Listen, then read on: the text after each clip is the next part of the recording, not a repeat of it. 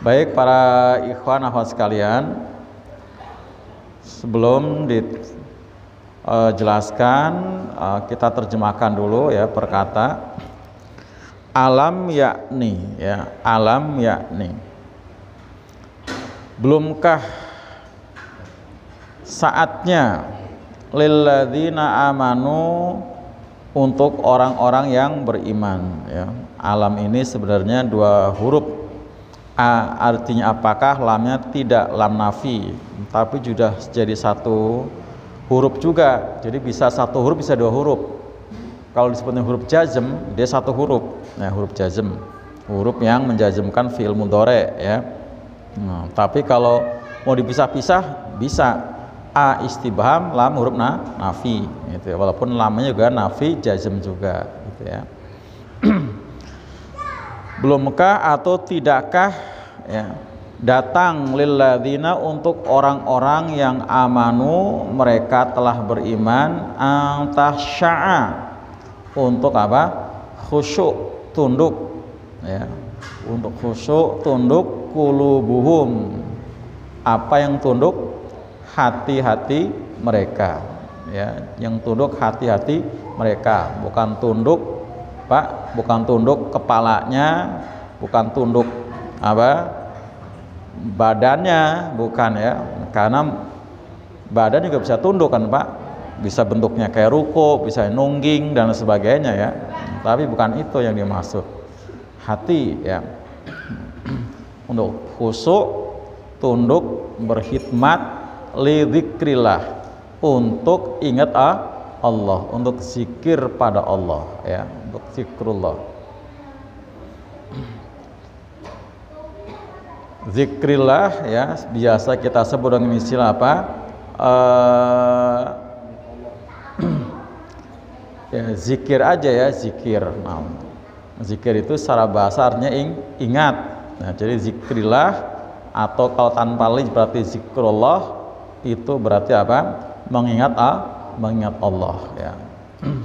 Dan mengingat Allah itu bisa dengan berbagai macam cara. Bisa lewat sholat, bisa juga apa? Lewat menyebut kalimat-kalimat thayyibah, juga bisa dengan membaca Quran. Bahkan bisa dengan apa? Memperhatikan ayat-ayat Allah yang kauniyah ya, yang terhampar di jagat raya ini. Wa ma nazala ya, wa ma nazala ya.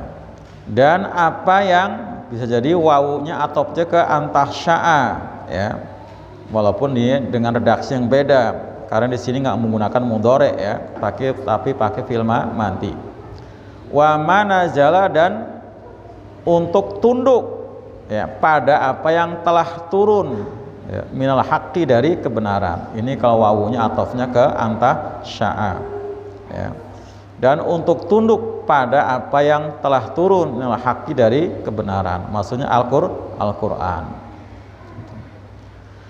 Wala yakunu di situ depan wawu ada alif Pak, berarti ada huruf yang dibuang, maka berarti la-nya ini la nahi ya, la yang berarti larangan. Kalau di situ ada nunnya, wala yakununa, itu berarti la-nya ya la nafi, la yang meniadakan. Tapi karena nunnya dibuang ya, nunnya dibuang di situ, maka berarti la-nya la nahi, larangan ya, larangan. Jadi mananya dan jangan gitu ya, bukan dan tidak. Dan jangan mereka menjadi gitu ya, karena pakainya iya di situ, berarti larangannya untuk orang ketiga. Kalau depannya tak, berarti untuk orang kedua. Jadi bukan tidak mananya ya, tapi jangan. Karena tadi ada indikasi huruf nun yang dibuang, berarti itu namanya la huruf jazm, la nahi. Jadi tanda jazmnya buang nun karena af'alul khamsah. Ulang. Wa ma nazala, dan apa yang telah turun minal haqqi, dari kebenaran. Wala yakunu, dan janganlah mereka menjadi, mereka di sini kembalinya ke orang-orang yang beriman ya. Jadi humnya rujuk domirnya adalah orang-orang yang beriman ya. Dan janganlah orang-orang beriman itu menjadi kalladzina seperti, nah kaknya itu ya seperti mananya ya, ya huruf apa jar li tasbih ya, seperti alladzina orang-orang yang utul kitaba diberi alkitab ya, atau sudah populer dengan istilah ahli kitab. Yang dimaksud utul kitab ini ahli kitab, jadi kalangan orang apa Yahudi dan Nasrani. Min qablu dari sebelumnya ya, sebelum zaman kaum muslimin mukminin dipimpin sama Nabi itu sudah ada ya ahli kitab Yahudi dan Nasrani. Fatola maka panjanglah, tola itu artinya panjang, towil ya, alaihim atas mereka, amadu waktu yang sangat lama, fakosat maka mengeras apanya, qulubuhum hati-hati mereka. Jadi yang aktif ya, jadi qulub itu sebagai apa, subjeknya itu hatinya mengeras. Nah, jadi bukan kepalanya. Kalau keras kepala biasanya apa istilahnya Pak? Untuk orang yang bandel ya, bandel. Ini keras hati itu. Kepala keras masih bisa pecah Pak, tapi kalau hati yang keras kata Allah lebih keras pada batu ya di Quran ya, surat Al-Baqarah. Wa katsirun dan kebanyakan minhum dari mereka ahli kitab adalah fasiqun, orang-orang yang fasik. Apa fasik? Merusak ya, fasik itu artinya orang-orang yang merusak ya, secara bahasa. Dan ciri-cirinya juga disebut di Quran, orang fasik itu ada 3 kayak orang munafik. Wal ayatu dan ayat-ayat fil babi dalam bab ini katsiratun banyak, maklumatun diketahui. Artinya yang ditampilkan oleh Imam An-Nawawi rahimahullah walaupun ini sudah banyak tapi masih banyak yang tidak ditampilkan ya. Banyak ayat-ayat berkaitan dengan masalah bab ini gitu ya, banyak itu. Para ikhwan akhwat sekalian, di tafsir Jalalain ayat ini menurut beliau Imam Jalaluddin turun berkenaan dengan apa, perilaku beberapa para sahabat yang pada waktu itu suka bergurau, bercanda ya, bercanda, bergurau ya, guyon itu ya, guyon itu ya. Ini menurut Imam Jalaluddin dalam tafsir Jalalainnya yang belum kita pelajari, belum kan sejauh ya, kita baru Al-Baqarah ayat 60-an ya. Ya 60-an. Kemarin 67 kalau salah ya.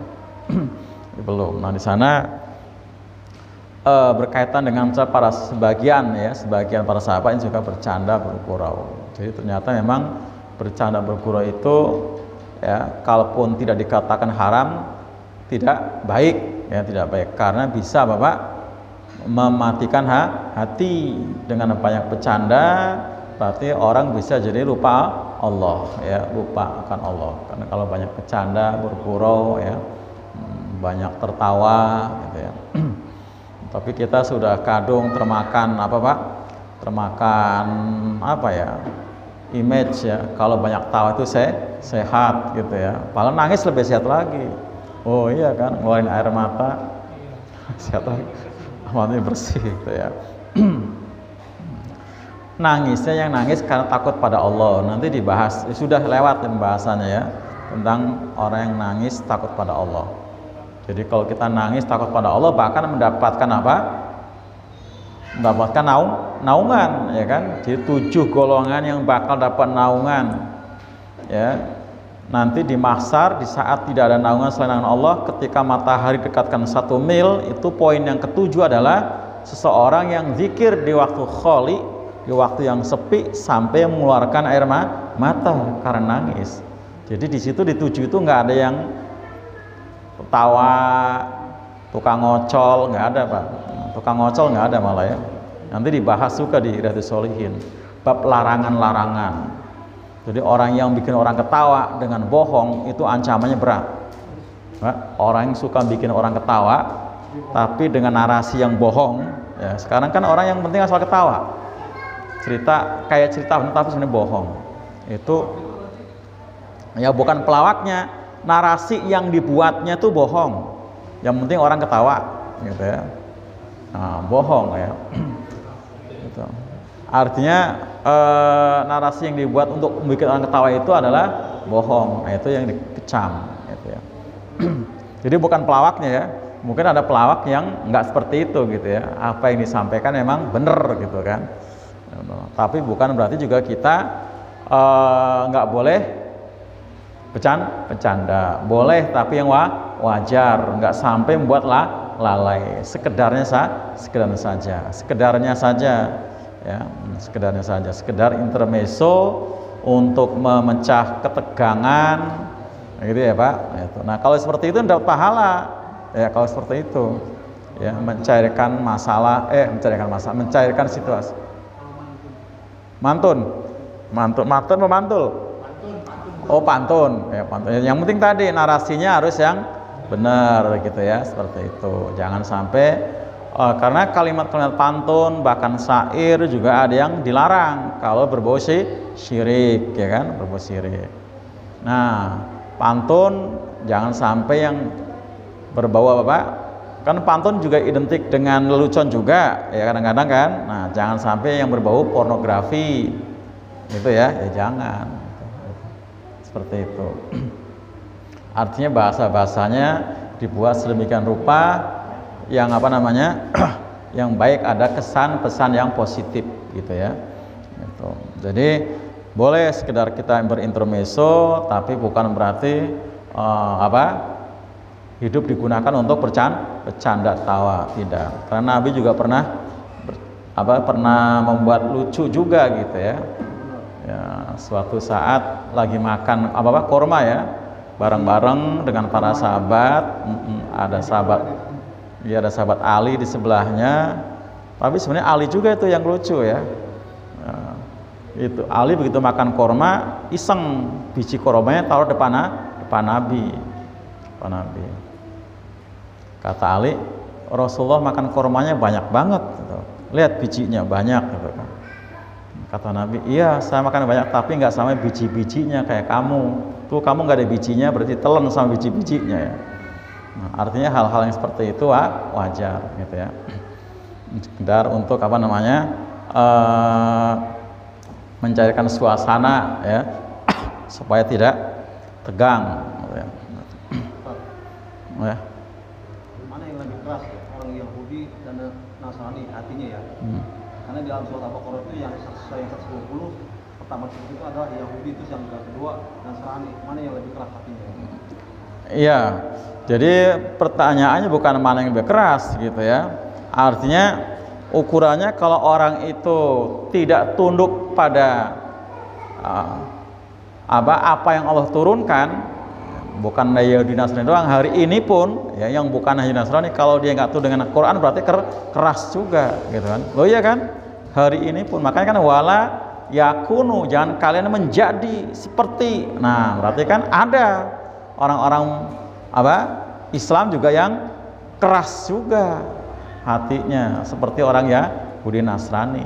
Seperti orang Yahudi Nasrani. Memang di Quran itu Allah membedakan antara Yahudi dan Nasrani. Ya, membedakannya adalah karena di kalangan Nasrani itu ada rohib-rohib, pendeta-pendeta yang masih benar gitu, seperti itu. Dalam masalah permusuhan kepada orang Islam itu perbedaannya. Dalam masalah permusuhan, kamu akan dapati permusuhan dari orang-orang Yahudi dan Nasrani, tapi tidak tidak demikian dengan orang Nasrani, karena Nasrani masih ada rohib-rohib yang tadi ya, yang baik ya, rohib-rohib yang baik seperti itu. Nah itu masih ada kan, tapi yang keras ya keras gitu kan, yang keras ya keras kan, ya seperti itu. Artinya di tengah-tengah orang Yahudi ada, jadi bukan bicara Yahudi Nasrani kan, perorangan masalahnya kan di sini kan. Artinya iya kan, di orang Nasrani ya ada yang lembut hatinya, ada yang keras juga yang ada gitu kan, seperti itu. Yahudi juga demikian, karena juga ada orang Yahudi kan bangsa, ada yang pada masuk Islam dan benar masa Islamnya, zaman Nabi kan ada. Bahkan begitu bacakan ayat Quran ada yang tertunduk, tersungkur, sujud, ada. Gitu ya, ada. Nah, orang Islam pun ya seperti itu. Ada yang Islamnya benar-benar sudah meresap, merasuk, mapan imannya Islam, tapi iman dan mapan insya Allah hatinya lembut lunak. Tapi Islam yang Islam doang ya enggak gitu ya, Islam doang.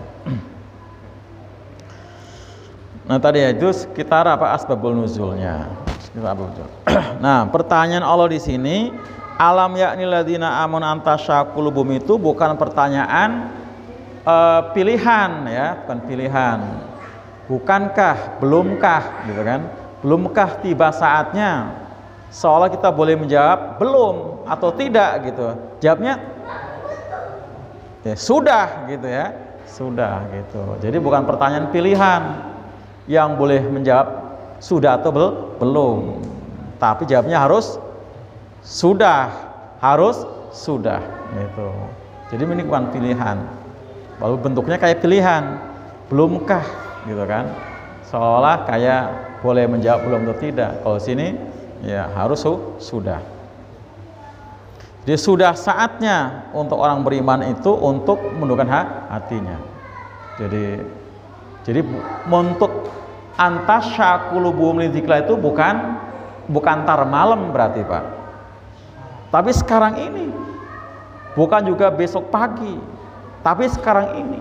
Bukan juga bukan besok siang atau besok sore, apalagi lusa, apalagi tahun depan. Memang kita yakin 2024 masih hidup? Loh iya kan? Kita nggak yakin 2024 masih hidup. Gitu. Jadi bukan nunggu nanti pensiun, nunggu nanti kalau sudah nggak repot dengan anak, apalagi. Nyatanya orang yang sudah nggak repot dengan anak sekarang repot sama apa? Cucu, loh iya kan? Tadinya kan dipikir nanti kalau udah nggak repot sama anak, begitu anak udah gede-gede semua, udah pada mentas, tinggal repot sama cucu. Dan itu benar-benar terjadi. Jadi makanya bukan nanti, berarti sekarang ini, detik ini juga kita harus tunduk li dzikrillah. Alhamdulillah sekarang kita sedang apa? Kita sekarang sedang apa? Sedang tunduk hati li dzikrillah. Wujudnya adalah kita taklim. Nah, taklim ini termasuk salah satu sarana untuk zikrillah ya. Kenapa? Karena di sini dibahas Al-Qur'an. Dan Al-Qur'an itu adalah az-zikra. Quran itu az-zikra. Ya, az-zikra.